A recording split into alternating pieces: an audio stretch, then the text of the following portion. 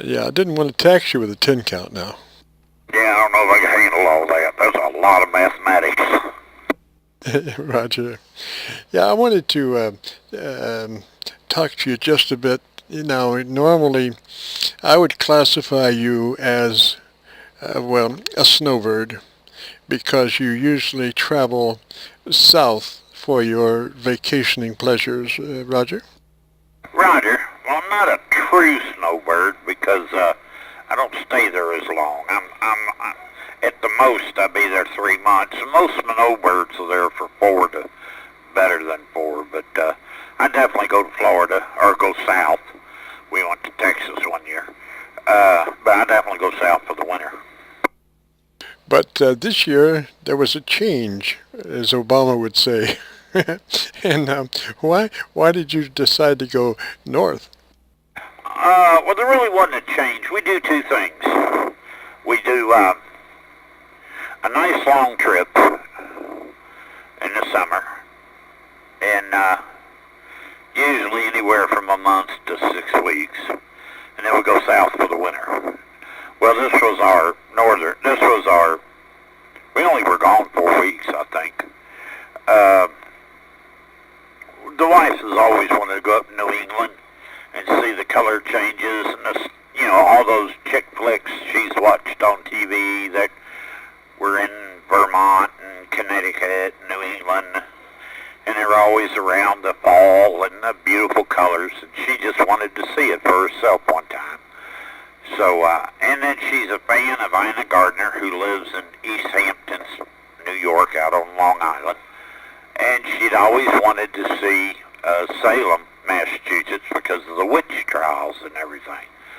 So we just kind of threw it all into one big trip, and voila, there we went. Roger. Now, as a younger person, you had spent already some time in Boston, Roger? Oh yeah, I'd been to all them places. And I hadn't been to Long Island. I have been as a truck driver, but I hadn't been out sightseeing. But I have been to Long Island, all the way to Riverhead, as a truck driver. And when I lived in Boston, I'd been to Salem a couple of times. And I even been to Walden's Pond, which that's a historical spot.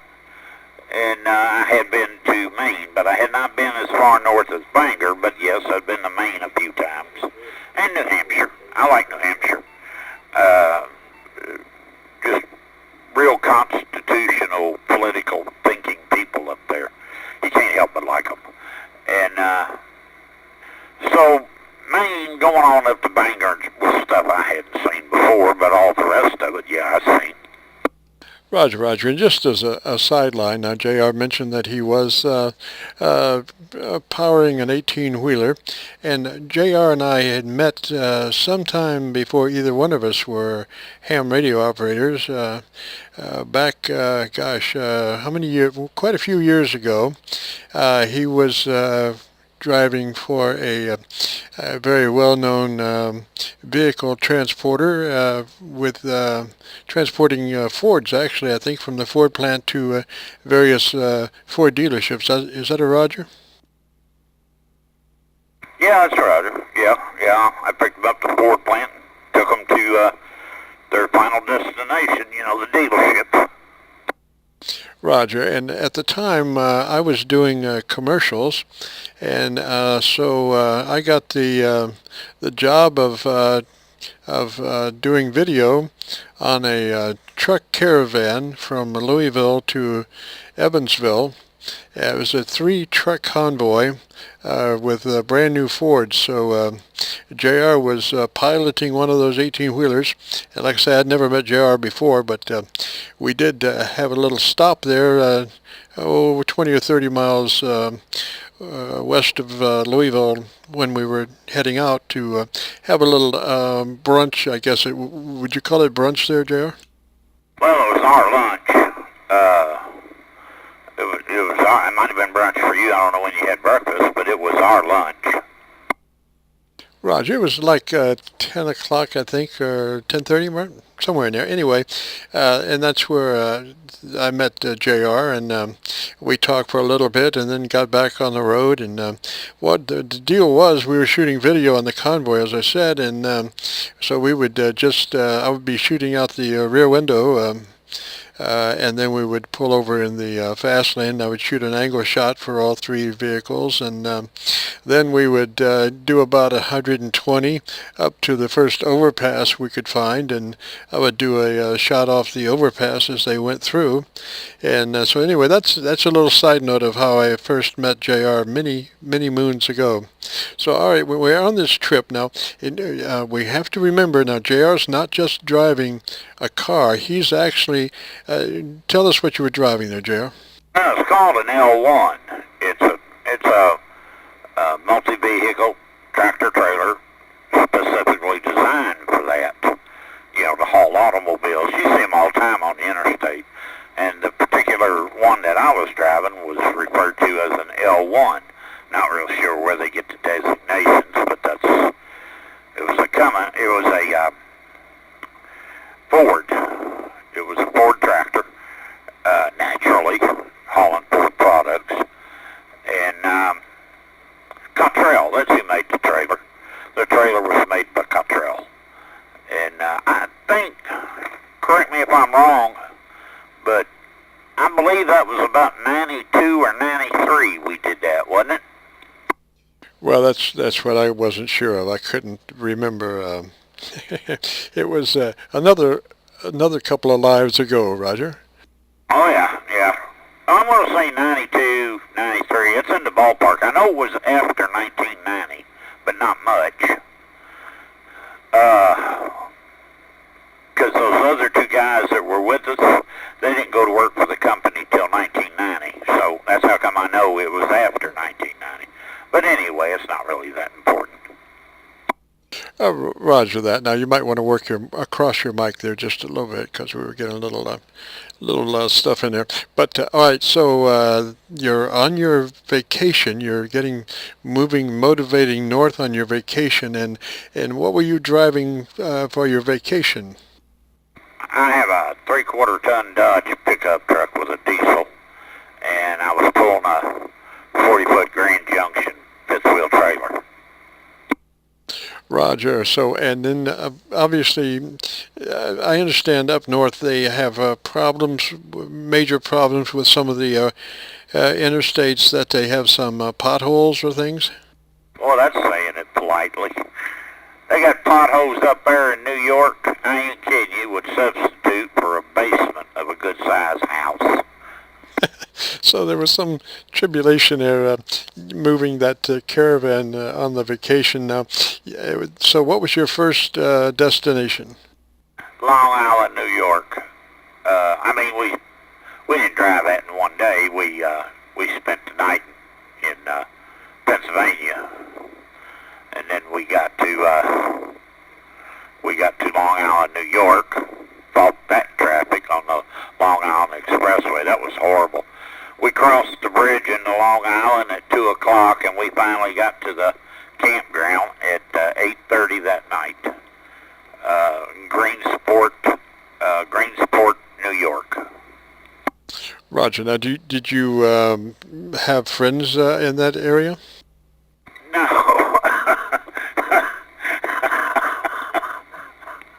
I refuse to be friends with anybody from up there. No, I didn't have friends. It was on the wife's bucket list. She's a big fan of Ina Gardner, that Barefoot Contessa. She's got one of them cooking shows on the Food Channel, and my wife's a big fan of her. And she has seen all the places Ina has visited up there in East Hamptons. Of course, that's where all the really well-to-do people live. And Jane wanted to see it, and so that's where we went first. And we even went by Ina Gardner's house, and Ina was out in the yard. But we saw the East Hamptons, and then well, actually, we saw all of Long Island, New York, and then we went into town. The wife wanted to ride a subway. I was dead set against that. But we rode the subway into town, and we saw the monument to 9/11, and a few other the Statue of Liberty, and things that New York's known for, Times Square.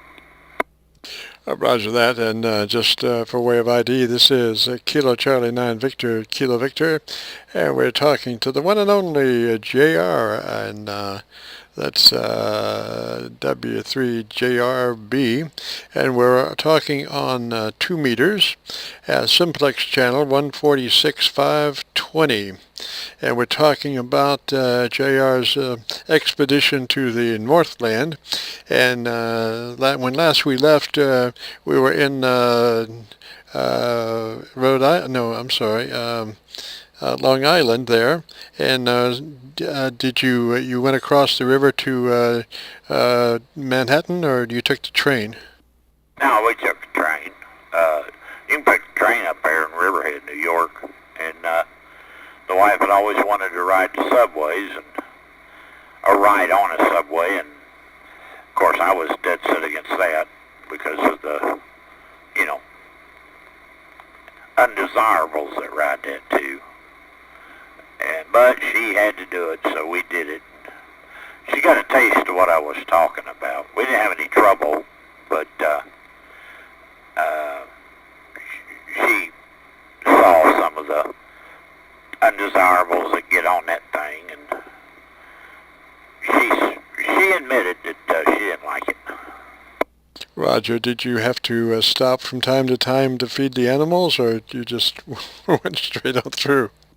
I always stopped once and changed trains, or subways, whatever you want to call it, trains, I guess. Changed train, and to get on down to Manhattan. So it was, we did have to change, and she had to get out on the subway floor, and there's bums out there sleeping everywhere, homeless people, and I said bums, I don't mean to be, they weren't no trouble. They weren't no trouble at all. They didn't bother you. They weren't begging or anything like that. They were just sitting there. And she saw all that, and that kind of broke her heart a little bit. My wife's a pretty devout Christian, and of course she wanted to give every one of them $5. And I told her, I said, you give one of them $5, you better make sure you got lots of $5 because they're going to come running to you then. And then we got out. It wasn't uncommon to have somebody come up, usually a foreigner, come up and ask if you had any money. Oh, Roger. So, and what is the current status of Manhattan, where the Twin Towers used to be? Have they rebuilt those, or what's the deal? No, it's all cleaned up. Buildings around have all been. You don't really see any leftover scars or anything on the buildings around. They pretty much repaired everything. And they got a big monument there, and tells you about it, gives the dates and all that stuff. It's kind of sad. Just look at it. My wife got to crying. It's pretty. What's the word I'm looking for? It's a pretty serious, humble moment while you're sitting there reading that. And then we got away from it. She got to crying, and other people, other tourists, they got to crying. And I told her, I said, we've got pictures of it. Let's get out of here. So we went on, and we didn't actually go out to the Statue of Liberty, but we went to where you could see it on the docks. But there was a ferry there you could take out to it, and I asked her if she wanted to go, but she said no, this was good enough. So we just looked at it from the docks, took pictures. Close enough for government work on that. So back down to the Twin Towers. So they haven't done any reconstruction as far as trying to rebuild the Twin Towers? Actually, I don't think they're going to. The wife sat there and listened to there's a recording there. You push a button and you listen to, or I think you push a button. It might be it just runs continuous, but there's a recording there. The wife listened to it. I didn't. I was more interested in watching people. I'm a people watcher kind of person. But I don't think they're going to. I don't think they're going to put anything there. I think that monument's all that's going to be. Roger, I guess if they don't, then there's no more target there. So I guess that's the answer to that. Gosh. Anyway, let's move it on up to Salem and that situation. Salem's full of a bunch of fake people. There's only, now you gotta remember all that witch trial stuff happened back in the 1600s.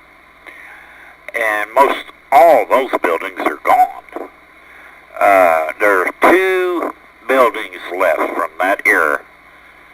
One, the guy who ruled over the cases. His house is a museum. And then the first lady who was killed, who was murdered, accused of being a witch, her house her family owns it. Believe it or not, there's 20 acres just north of Salem. She didn't actually live in Salem. That was the scary part. She lived in a town just, 5-10 miles north of Salem. And her house and the barn and all that stuff is still there. And they've made a museum out of it. Her family runs it. Roger, so what, she had the misfortune of just visiting? No, all that started because of a couple of teenage girls. And just nutsos. I can't believe somebody didn't see through all that. When you hear the whole story, of course, they all got caught up in this whirlwind. But this teenage girl accused this woman of putting her under a spell, and that's all it took. They had a trial, and she couldn't prove. Now, you got to remember, this was not the United States of America at the time. This was all British rule. And she couldn't prove she was not a witch. But then again, how would you? You know? Do an incantation and it not come true? I don't know how you would do it. Anyway, she couldn't prove she wasn't a witch. But she kept saying she's a God-fearing woman. And people in her church said, yes, she comes to church all the time, but everybody's afraid the finger be pointed at them. She didn't have too many people come to her aid. And it just kind of snowballed from there. And several people were hung, burnt, and one man who was, I guess they called him a warlord or warlock or something, they piled rocks on top of him and killed him, crushed him. I don't know why they chose that method, but it was just Mayday in there. They just you got accused, you died, and it was like a game to these teenage girls or something. Well, finally, somebody accused the governor's wife of being a witch, and isn't that funny how all that stopped once his wife got accused? Roger. Yeah, that was kind of like guilty until you could prove your innocence. And as far as the admissions to these various places, obviously they were open to the public for free, right? Not even close, big buddy. Not even close. It was $20 to go through a person to go through the judge's house, which they said at the time that was a mansion. You and me would be hard-pressed to live in it today. And they've really done a lot of restoration work to it, but no mansion in my book, but they said it by the time, in the 1600s, this place was a mansion. And Now what was her name? The first woman that was hung for being a witch. I cannot. Rebecca, I think, was her first name. Now her house, her family has kept it reasonable, and it was $8. So that wasn't bad at all. But everything else cost you money. And then after that, Salem never was a community of witches. It never was. It was a good Christian town under British rule. The witches didn't start or want the fakes. There is no such thing. But the fakes who come in and said they're witches, all that, they didn't start coming in until the 1900s. So Salem never was a community of witches until now. Roger. Now there is a monument at some place that attests to their conviction as far as witches and stuff. Where was that? What is that? That's the silliest thing of all. Elizabeth Montgomery played a witch on TV called the TV show called Bewitched. I'm sure you remember it. Anyway, they had this big bronze statue of Elizabeth Montgomery wearing her hat, riding a broom, going through the the half moon or the quarter moon, flying like a witch. It's a monument to her. And that kind of cracked me up because she never was a witch. But anyway, that it's a full life-size bronze. It's monstrous. It must have cost a fortune. I got my picture taken by it naturally, and there's a graveyard there. Of course, none of the witches, anybody that was killed for being a witch, were not allowed to be buried in any of the known cemeteries because they're not going to bury a witch, a convicted witch, with Christians. So they don't know where any of the witches or people. They never were witches. One was a slave girl, a black slave girl that was hung for being a witch. Anyway, they don't know where any of them are buried. I'm sure Rebecca's family knows where she's buried. I'm sure she's buried out there on that 20 acres somewhere. But they're not going to tell you. Good Lord, all them fake witches found out where one of them was buried. Can you only imagine the turmoil that would cause? So you got your pictures snapped with were you writing a duo with Elizabeth Montgomery on the broom? I'm sorry, Jim. Say that one more time, please. I was just asking about the picture that you had taken with Elizabeth Montgomery. Were you writing a duo with her on the broom? Oh no.